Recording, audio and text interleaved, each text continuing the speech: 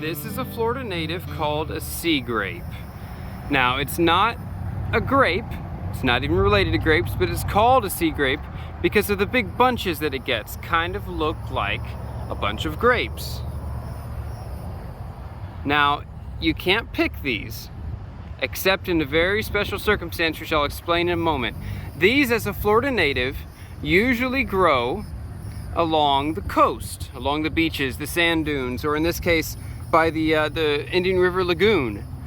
And they serve to help hold the sand and the silt and the dirt in place to fight erosions, so the sand doesn't wash away. Now, in this case, I can pick these because I'm not by the coast.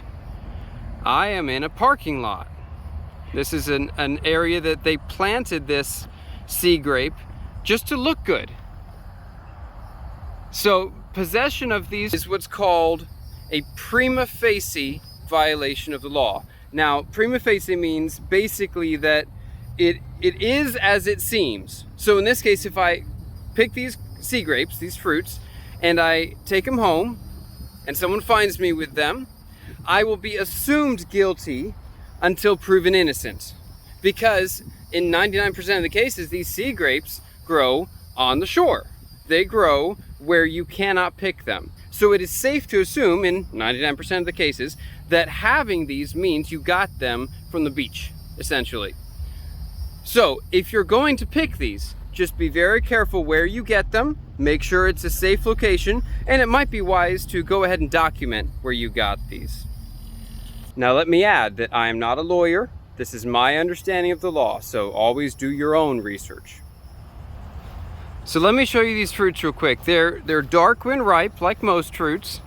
They're a beautiful purpley orange, or purple red rather, and they have a hard pit in the middle.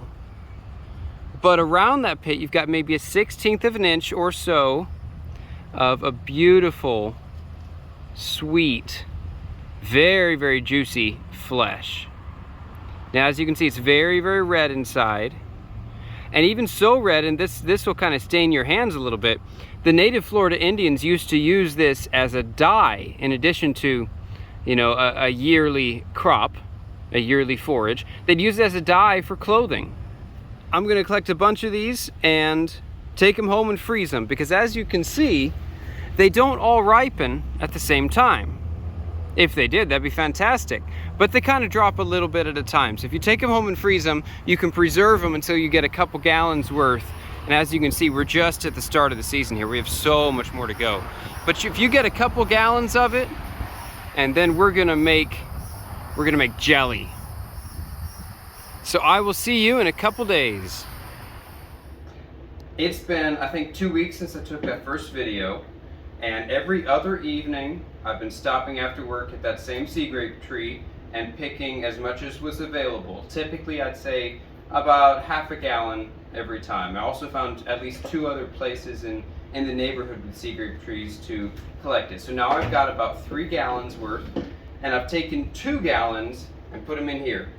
So they were frozen, and I've now thawed them and added just a little bit of water and stewed them at a low heat for, I think it's been about half an hour, and it smells really, really good. So now the next step would be to to mash them first. We're going to use this here potato masher. Just mash them up real good, and then strain them, and then strain them through a cheesecloth, because the first straining is going to get the big seeds and the pits out of it. The second straining is going to get all the skins out. So after that, put them back in here, bring it back up to a boil, and add some pectin in and some acid, and we're going to use a lime juice, and then a bunch of sugar. And I'll put the recipe that I'm using in the show notes, if you will, the description. And then we're going to bring it back up to a heat and let it cool down, and we'll see you in just a minute to show you if it works or not.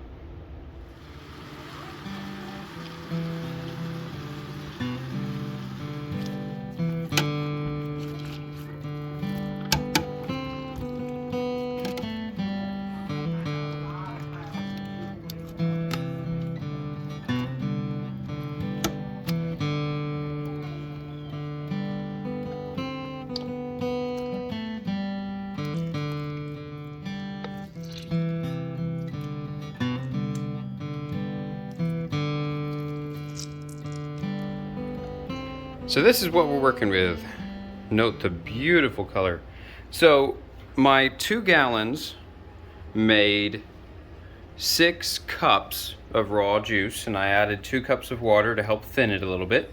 So now I'm going to strain it through this cheesecloth and add my sugar back in.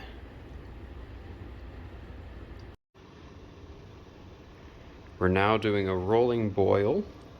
We've got the pectin, the sugar, the lime juice as an acid, and of course the Seagrape juice all mixed in together. So let this do a rolling boil for a few minutes. Last time I did this, I actually had to do it for like half an hour until it sets up. And then we are going to do a spoon test, which I'll show you in a moment. It's been another hour since that first video. This is what it's supposed to look like. The nice, thick, slow rolling bubbles.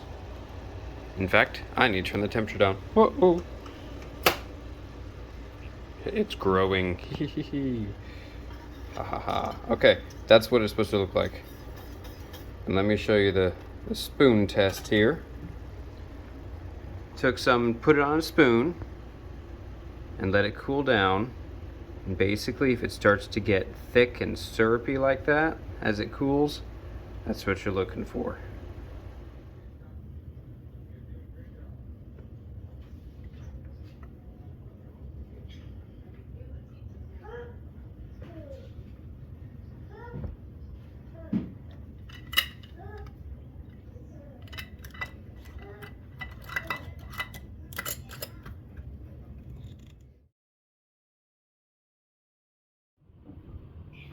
It's been... You chuckled at my eye raise. Anyway, I think it's been 3 weeks since I filmed the last video, and we had some issues with that batch. It didn't set up right, it didn't turn into a jelly. It was still like a really thick syrup. So I kept it, and I picked more sea grapes. I still had some left over, and I made a second batch, added more pectin than the first time, and then mixed in that thick syrup that I made in the first batch. So then it's been overnight since then, and let's see how it is. This is a half full container, and this one, you see it moves there slightly. So it moves. This is probably the thinnest of any of the batches out there, but it should still be fine, and the others are definitely much thicker and more set up than this. That is a jelly by any standards. I mean, Smuckers wouldn't complain about that. Holds its form. And man, it smells amazing. I absolutely love the smell of the Seagrape jelly. So I'm not going to do the whole cliche, eat it on camera. But if you have any questions, let me know. This was fun, and I tell you it was a lot of work. But it only happens once a year here in Florida. It was a lot of fun. And thank you for your time. Find something in your local area that you can forage and process and keep yourself. It is such a treat. Adios.